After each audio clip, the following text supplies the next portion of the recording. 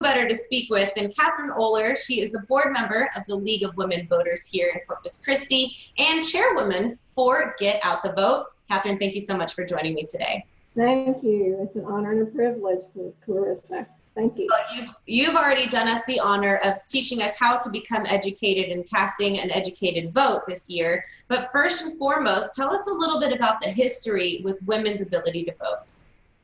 It's a very good question, and surprisingly, there's some details that we often don't know. For instance, women in 1777 actually had the right to vote in this new nation, and that's not very well known. Unfortunately, that right was taken away in the early 1800s, and more of the states that did allow that, they whittled it away until it was down to none.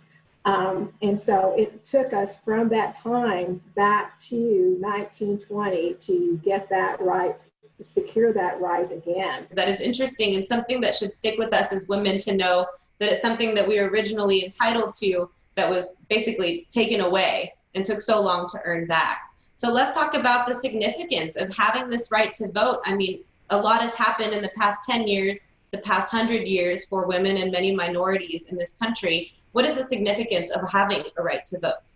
Well, if you look at the census, women make up more than half of the population in the United States. Mm-hmm. And so because of that, we need to make sure and be very vigilant about keeping that opportunity to write, to be able to express our opinions and over all issues, but particularly those that pertain to women.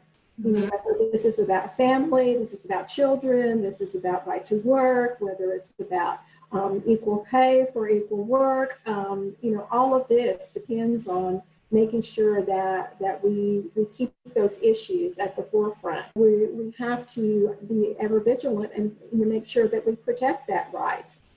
Some of the parts of the Voting Rights Act, in a court decision in 2013, some of those were rolled back. And so we have to, in order to make sure that people, particularly young people, women, people of color, and individuals who are maybe low income, we have to watch their very vulnerable population in terms of, making sure that that right is continued.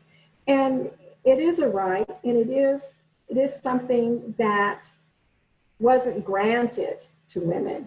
Mm-hmm. It was earned by women. And I think that's important to remember.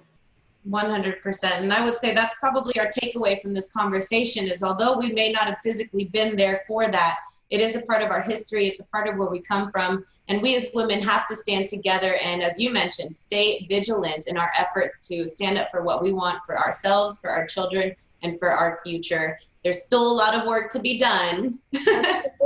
Absolutely. Yes. So for more information, if you're watching now, you can visit vote411.org to become more informed about the candidates this year, whether it's locally, statewide, or nationally, to determine who is best and who deserves your vote. Ladies, we stand together in this. We need you to get out there and vote. And practice that right. 100 years, it's so significant. And we appreciate you, Catherine, for taking the time to remind us how important it is for us to practice that right. Thank you so much, Clarissa, for this opportunity. Thank you.